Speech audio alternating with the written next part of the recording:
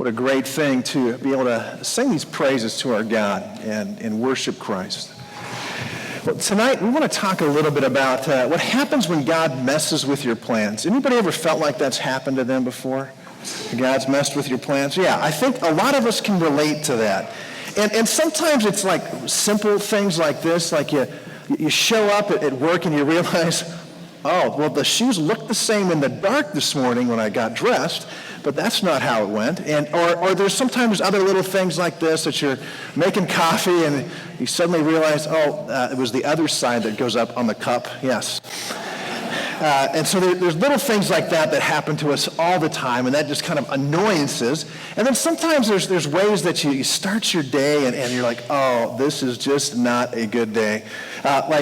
For most of us, if somebody from your work calls you at 5 in the morning, you go, they usually don't call with good news at that time, do they? That's how it is. And so it was the day after Thanksgiving, and I got this call from our operations manager going, but the church is on fire. I just thought I'd let you know. Sue, very calm, cool, collected. And you go, well, that's just, it kind of messes with your plans too, doesn't it? It messes with a lot of our plans, maybe not where we would have envisioned spending Christmas Eve a month ago. God has a way of doing that sometimes with people. And, when we look at the Christmas story, there's not one person in the whole Christmas story whose plans were not messed with. Think about this. There's Mary, first of all. Mary has planned to live with Joseph together and have this quiet life, the two of them together, Mary and Joseph. And God comes to her and says, hey, I've got a change in plans for you, Mary. First of all, I know that you're engaged, but you're going to have a baby, and it's not with the guy you're engaged to. And furthermore, this baby is going to be God's son, so don't mess it up. And so Mary's plans were just drastically changed. And then there's Joseph, who takes the news of Mary's pregnancy rather well in this picture, if you see that. And he's got these plans too, and all of a sudden they're shattered. And like Teresa was saying, the marriage was on, and then it was off, and then kind of back on again after the angel explains it to him. God's messing with some of his plans too, and they serve as parents to the baby Jesus. And then there was King Herod. Now, this guy, you want to talk about a guy who was just paranoid and a control freak, is Herod. In fact, he was a non-Jewish person who was king of Israel. The Romans kind of put him in power there. He was so nervous about staying in power that he killed his mother, his wife, 2 of his sons. He was just not a nice guy. He's the guy that also ordered the death of the babies in Bethlehem when the wise men came to him. And so when Herod hears that there's a new king that's been born in Jerusalem or the surrounding area, his plans change. And then there's the religious leaders in Jesus' day. They had all these plans about who the Messiah was supposed to be. And then Jesus came around, and instead of kicking out the Romans like they thought a Messiah was supposed to do, he says things like, love your enemy and pray for those who persecute you. And so their plans had to change a lot, and they decided this guy has got to go. And then there's those shepherds that are sitting on the hill. They think it's just going to be another quiet night watching their flocks, and the angels have a whole different thing in store for them as they do that. God has a way of changing our plans. Now, a lot of times when our plans are changed, it's because something really unfortunate happens in life. A lot of times there's some really big or bad things that happen in our life. And it's important for us to recognize that not everything that happens in life is God's will. For instance, there's a lot of things that you and I do that are not part of God's will. He gives us a free will, and he calls us to follow him and act in accordance with the things he calls us to do and things he tells us not to do. But he gives you a free choice in there. And sometimes we do the right thing. A lot of times we don't. And the problem is when we don't do those things, it has a way of messing life up. And we begin to feel some of the brokenness of the world as consequences of that. And other times there's things that are done to us. And there's a lot of bad things that have happened to people in life. And those things are never God's will. That's not part of God's way. He doesn't support any of those really bad things that happen to people. And yet, he's still God. He's still in control. And he says, I want to do something about the brokenness in this world. And sometimes the brokenness of this world has a way of changing our plans as well. But one of the things that God does when he changes our plans, when he does that, one of the things he does is he wants to make things better. God has a way of coming into our life, and when he changes something, he wants to get our attention a lot of times. Now, have you ever noticed that maybe sometimes you get distracted with things? You know, a lot of times God is trying to get our attention, but we've got other things going on, and he keeps kind of trying to dial in and speak to you, but he keeps getting the voicemail. Did you know that?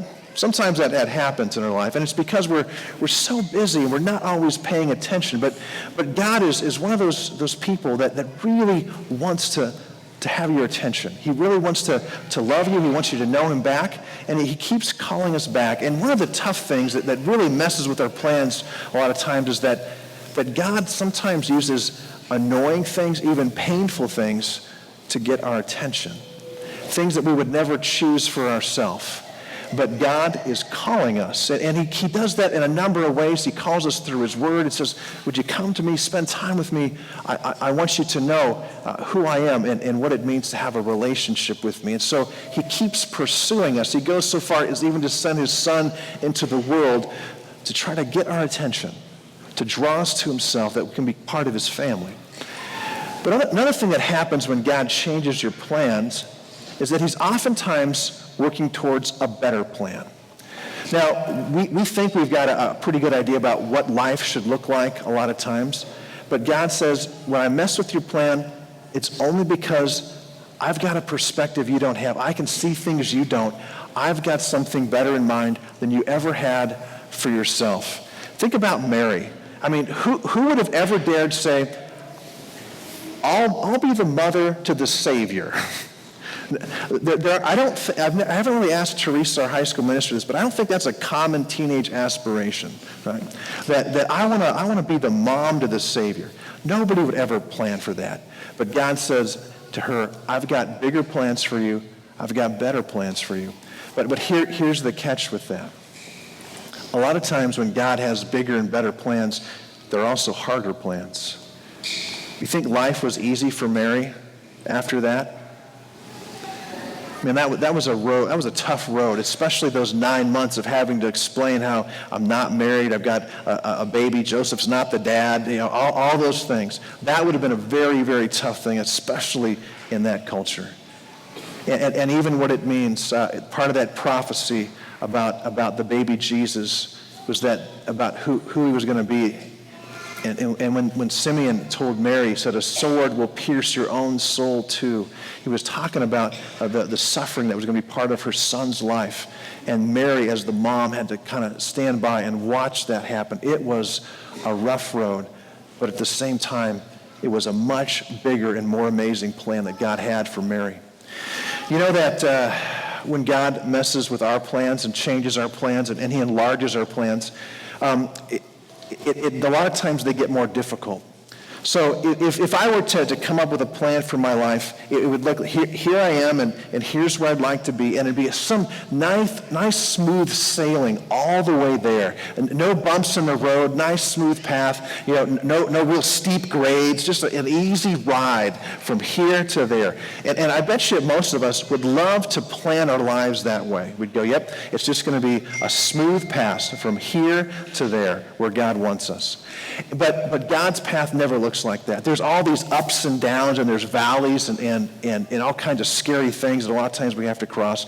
And part of the reason for that is God's preparing you not for where you wanted to go, but something much bigger. God's word says this, I know the plans I have for you, declares the Lord, plans to prosper you and not to harm you, plans to give you hope and a future. He's got a plan for you. That's true for each one of us. He has a destiny planned for you from before you were ever born. And he calls us to that. And the final thing that happens when God changes our plans is he's saying, I want you to learn to trust me. I want you to trust me. And that's not always an easy thing to do. But part of what happens when we learn to trust God is recognizing that he has a perspective that's different than our own. You know how when you were a kid you had parents that said, don't touch that stove, right? Do not do that. And a lot of times you did it anyway and you kind of learned a little bit. Because for a kid that doesn't know any better, that's an interesting looking thing, isn't it? A bright orange object. Wow, that'd be fun to kind of touch. But your parents go, we know something you don't know. This is not going to be the fun thing you think it's going to be if you go and touch that stove. And we learn over time that way. But you know that God has a much greater perspective for our lives than maybe a parent does for a child.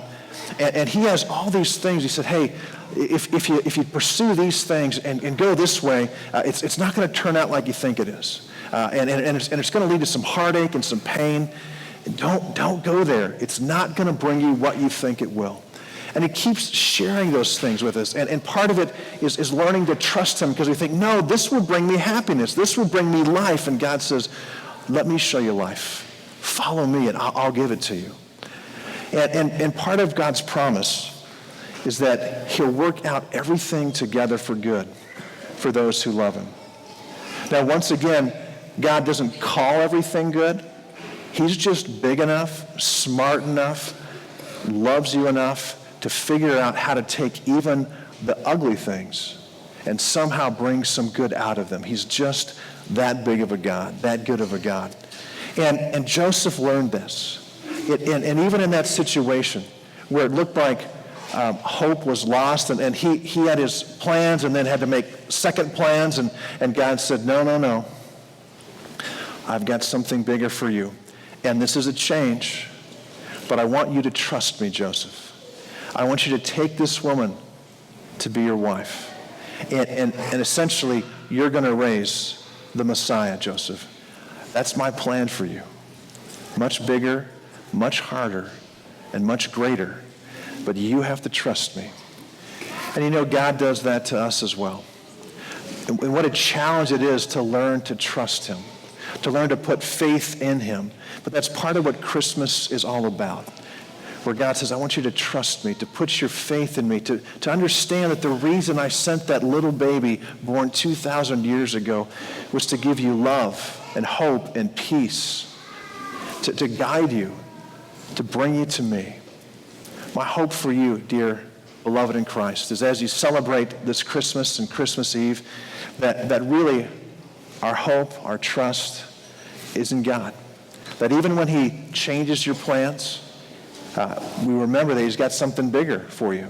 And we remember that he's maybe trying to get our attention. We look for what that is. And we even understand that part of that is to learn to trust him. And as that happens, we receive the best gift of all, salvation through Jesus Christ. Let's pray. Well, Father, we thank you so much for sending your son, Jesus Christ. What a beautiful thing it is to be able to celebrate, to know that not only is sin forgiven, but Lord, you deal with the effects of sin, with the broken hearts, with the anger, with the fear, all those other things that are caused by the brokenness of this world. And so, Lord, we want him to be our Savior. We thank you this Christmas in the name of Jesus. Amen.